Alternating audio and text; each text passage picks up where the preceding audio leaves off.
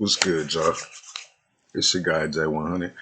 Puff Puff, no past reacts. And of course, we back with another reaction video. Like I said, 2021, we working for real. We're gonna go ahead and react to another video. This one is going to be the most dangerous gangs in the world. Most dangerous gangs in the world. I mean, where I'm at, and where I was raised, we had gangs. It wasn't nothing like California or Chicago, New York. It wasn't all like that. But I mean, it was here, but it wasn't all like that, if you know what I mean. So let's see what this video got for us. You know what I'm saying? I'm from the hood, man. I was out here when I was younger and shit. So I know a little bit about this world, but let's see what they got for us, y'all. Once again, J100, Puff Puff, no past reacts. Make sure you hit that like button. That's free.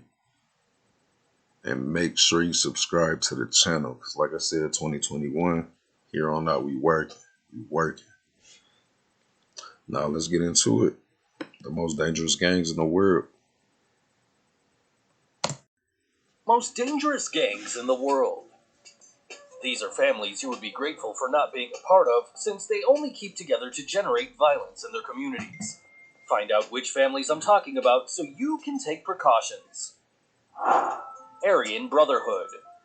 This is probably the vilest white people gang. Yeah, I heard about them. Hey, it's the Aryan Brotherhood. It's a lot of them in jails and prisons. Well, prisons, not jails. It's a lot of them in prisons. Total of 20,000 members in and out of prison. The Aryan Brotherhood is known for its discrimination and brutality. It was formed at the San Quentin State Prison in the late 1960s in response to growing Afro-American gangs, such as the Black Guerrilla family, but over time, it became one of the most powerful criminal syndicates, being responsible for 20% of prison murders, despite it comprising less than 1% of the prison population. Its main activities focus on drug trafficking, extortion, inmate prostitution, and murder for hire. It's difficult to become a member. Each applicant must prove their loyalty to the gang by killing another inmate of a different race. This gang is not kidding. Its motto is blood in. I mean, it's like most gangs. I mean, they do it. You know what I'm saying? They don't like us minorities.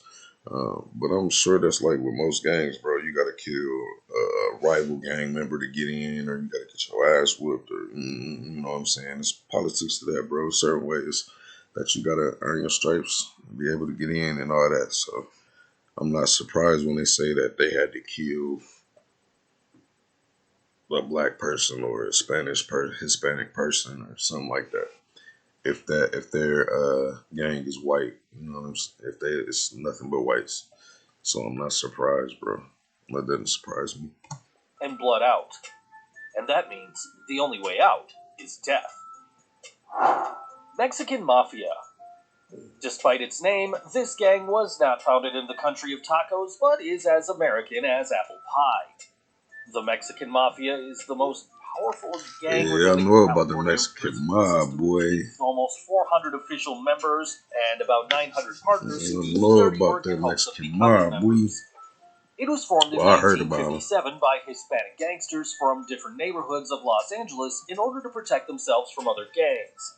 Soon, its numbers increased, and with that, the violence level as well, becoming one of the most feared and well-respected gangs in the early 1960s.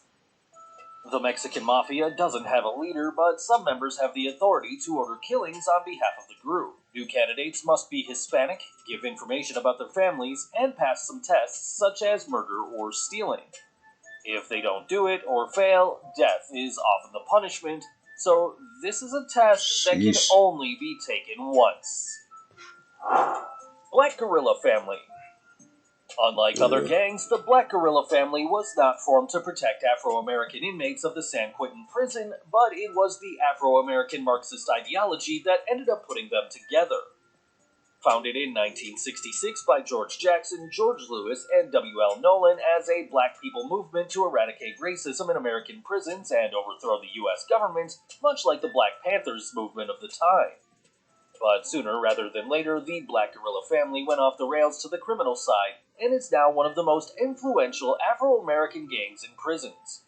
As any organization, Bro, if it's Afro-American, why did I just see a bunch of Mexicans standing in that damn picture? I know I'm high, but I ain't that goddamn high, bro. Trafficking and extortion is its specialization. In the past, new recruits had to stab white inmates to be accepted, but it seems that things are different now, and it is usually necessary to be Afro-American and believe in the cause. Isn't that more practical? Nuestra Familia. This is the mortal enemy of the Mexican Mafia. Nuestra Familia was formed in 1968 in Northern California by a group of inmates from Fresno's jails, tired of the Mexican Mafia's abuses. Due to most of the members coming from rural backgrounds, they were seen as inferior by the Southerners of the Mexican Mafia, since they were formed in the metropolitan city of Los Angeles. This rivalry caused bloody wars between both gangs. Its principal business is cocaine, heroin, marijuana, and methamphetamine distribution. So, much like in Breaking Bad, this is not meth. Unlike other Mexican gangs, membership can also be used by non-Latin inmates, and it is known that they must make a bloody pact, putting the gang above money, drugs, or family.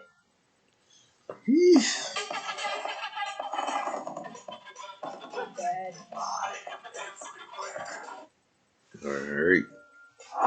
The First Capital Command, PCC, by its Portuguese initials. Let's move to the warm Brazil, where there is a gang called the First Capital Command, but movement is the preferred term. It was formed in the 1990s within the Sao Paulo prison system, spreading to favelas, and it is currently the largest criminal organization in Brazil with almost 20,000 members. Since its founding, its objective was to take control of Sao Paulo's jails, and currently it is present in 90% of them, in 22 out of 27 Brazilian states, and in border regions of Paraguay, Bolivia, Argentina, and Colombia. It annually collects $40 million thanks to distribution of cocaine, marijuana, and bank robbery.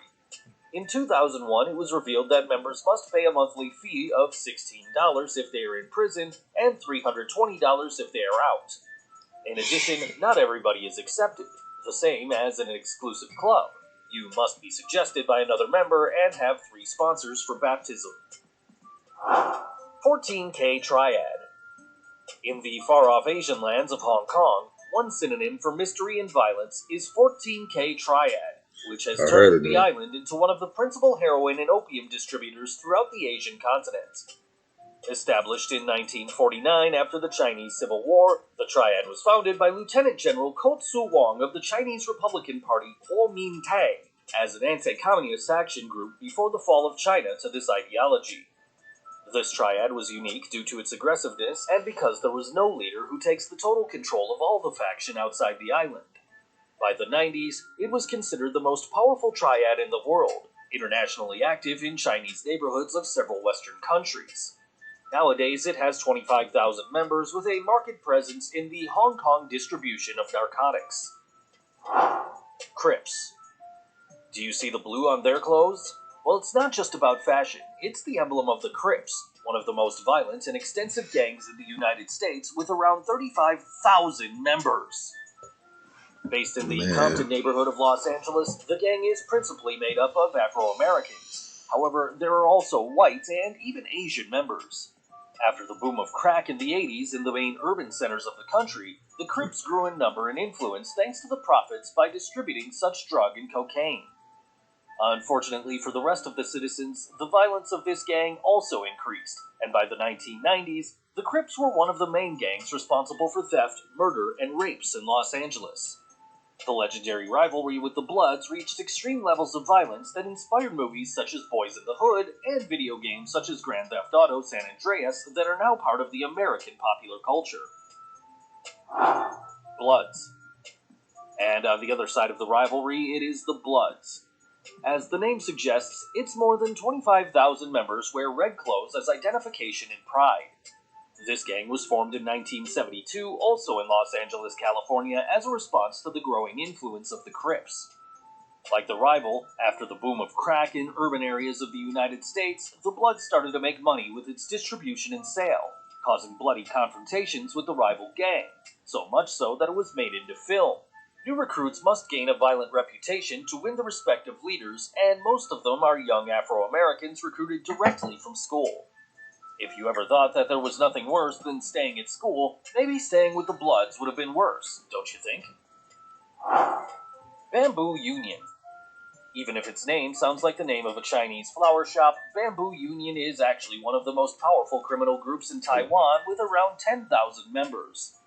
Although they consider themselves businessmen, their trade is organized crime, drug trafficking, extortion, and silencing of journalists who try to find out a lot about them. Formed in the 50s in mainland China, the gang soon moved to Taiwan, where it flourished like bamboo. By the 1980s, the Bamboo Union's influence in heroin distribution had expanded to Chinese neighborhoods of California and casinos in Las Vegas. Hey, them Chinese folk got that heroin sold up, bro. They got that heroin sold up. That's their lane up there, that heroin. Boy, wow. Making the gang more powerful, specifically within local politics. This gang doesn't have a hierarchical system. Each division is led by a big brother, and new members had better follow the rules unless they wanted to get a finger cut off. Don't nobody want to get murdered.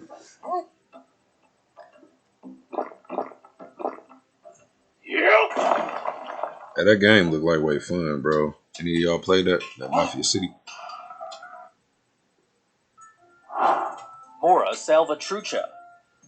You knew this was next, so the position number 1 belongs to Mora Salvatrucha, which is considered the most violent and largest gang in the world, reporting almost 50,000 members. Even though this gang identifies with Central America, it has its origins in Los Angeles, California in the 80s and 90s with the purpose of defending Central American immigrants. But it soon became a criminal organization responsible for drug trafficking, murder for hire, theft, kidnapping, gun sales, and illegal immigration. Its main operation centers are located in Central American countries such as Guatemala, El Salvador, and Honduras, where this gang unlashes all its violence, and there are some places where it even has more power than the government of those countries. In El Salvador, the Mora control 94% of the country's 262 municipalities. To be admitted, each applicant must go to the neighborhood of any rival gang and kill one member, or put up with a 13-second beating. Once you're in, the Mora becomes your new family, till death do you part. Joining one of these gangs is a risky and mortal decision, but many young people continue to go down the wrong path.